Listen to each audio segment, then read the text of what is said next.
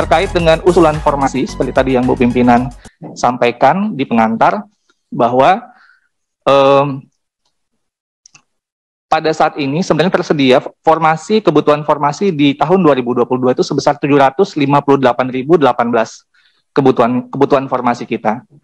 Saat ini statusnya pemerintah daerah itu mengusulkan formasi sebanyak 131.239 atau sebesar 17,3% dari total kebutuhan formasi.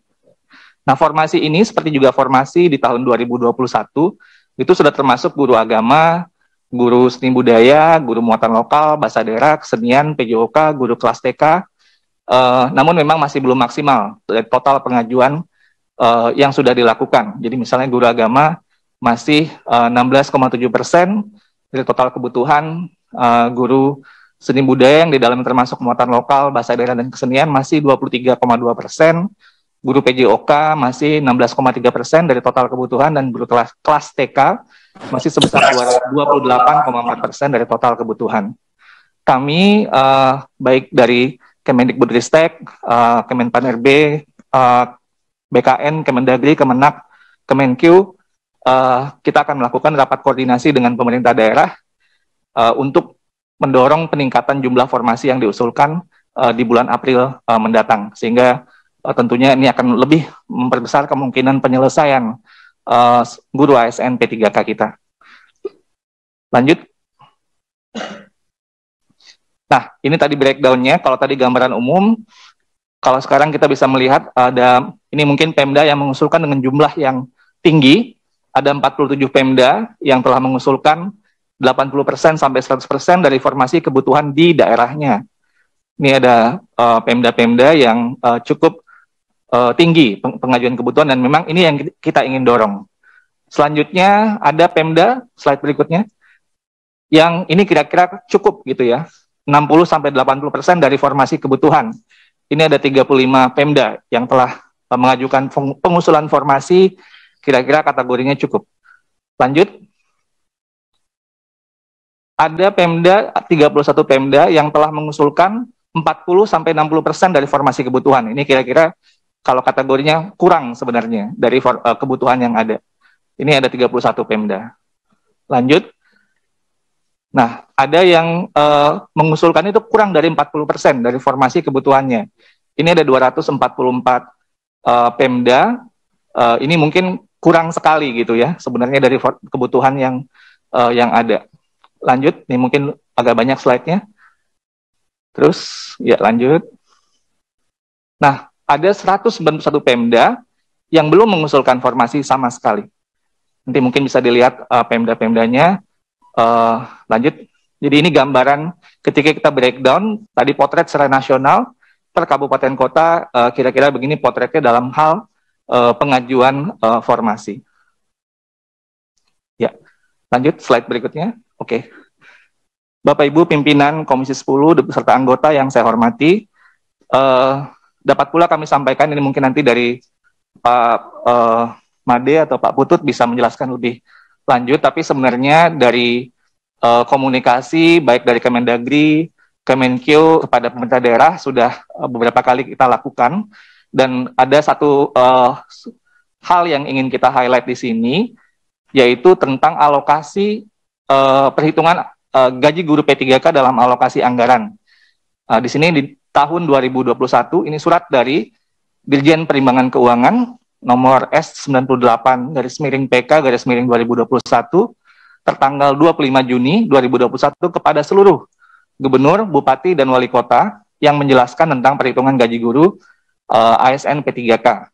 Nah, surat ini beberapa hal yang ingin saya highlight adalah pemerintah daerah diminta untuk segera melaksanakan pengangkatan P3K sesuai dengan formasi yang ditetapkan Kemenpan RB, serta merealisasikan pembayaran gaji dan tunjangan P3K sesuai dengan ketentuan yang berlaku, dan alokasi P3K sebagaimana tercantum dalam lampiran, penganggarannya sudah ditentukan, penggunaan secara spesifik atau bersifat earmark, dan tidak dapat digunakan untuk belanja lain. Ini saya beri, saya beri contoh lampirannya di sini, di mana surat edaran dari Dirjen Perimbangan Keuangan ini sudah langsung spesifik per instansi atau per pemerintah daerah, apakah provinsi, kabupaten, atau kota media, yang berapa jumlah formasi dan berapa alokasi anggaran yang sifatnya earmark tersebut. Nah, itu sudah disampaikan di tanggal 25 Juni tahun 2021 kepada seluruh gubernur, bupati, dan wali kota. Lanjut, untuk alokasi anggaran 2022, Dirjen Perimbangan Keuangan juga telah memberikan surat edaran, ini SE Dirjen Perimbangan Keuangan, nomor S204/PK/2021 tertanggal 13 Desember 2021 kepada seluruh gubernur, bupati, wali kota tentang perhitungan anggaran P3K Guru dalam alokasi DAU tahun anggaran 2022.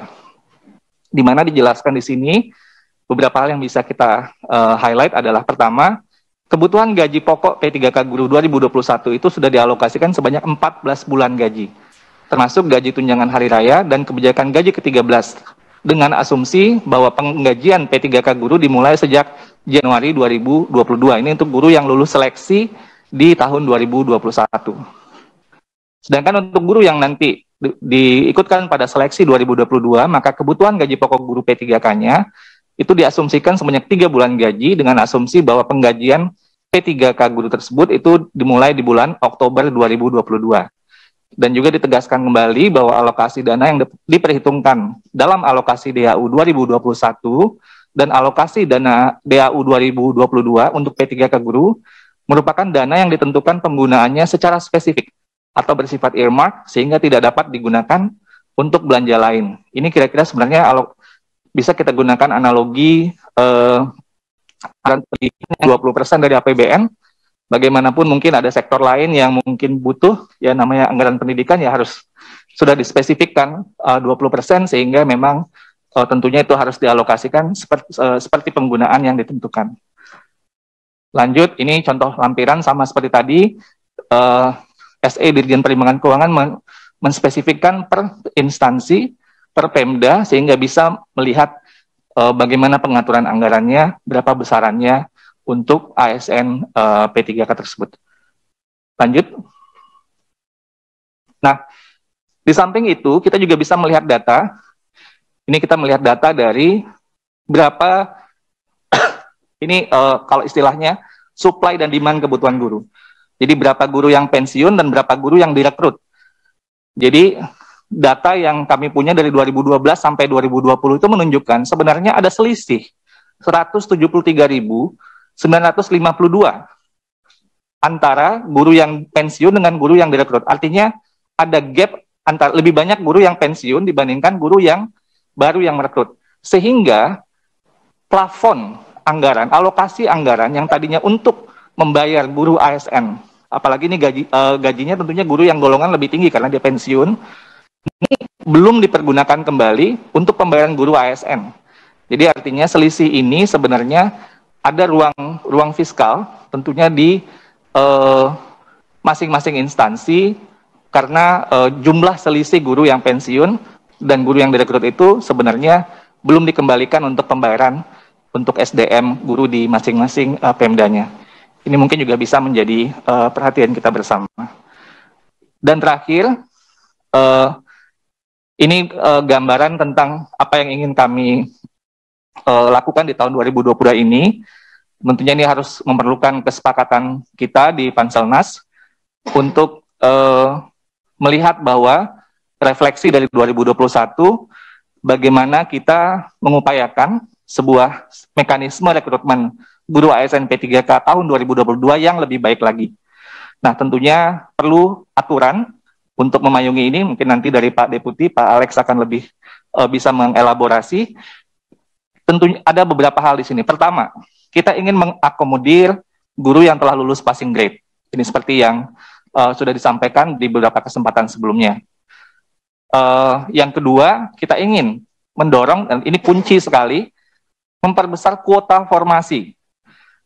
Kuota formasi ini adalah kunci dari penyelesaian ASN P3K kita. Jika Pemda mengajukan formasi secara maksimal, maka sebenarnya di tahun 2022 ini akan tersedia sebesar 970.410 formasi, yaitu gabungan dari sisa formasi 2021 sebesar 212.392 dan formasi 2022 sebesar 758.018. Sehingga ini tentunya memperbesar sebenarnya kemungkinan guru-guru honorer kita untuk menjadi ASN P3K, karena formasinya sebenarnya masih sangat lebih banyak daripada jumlah guru honorer itu sendiri.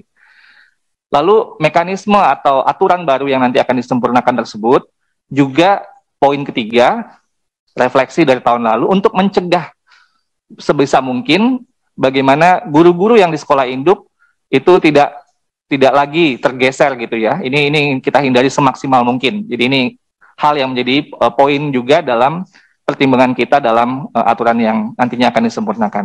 Dan tentunya semangatnya adalah bagaimana kita bisa mempercepat penuntasan pemenuhan 1 juta guru ASN P3K. Ibu pimpinan dan para anggota Komisi 10 yang saya hormati, mungkin sekian dulu dari saya, akan dilengkapi oleh nanti dari KL yang lain. Wabillahi taufiq wal hidayah. Wassalamualaikum warahmatullahi wabarakatuh.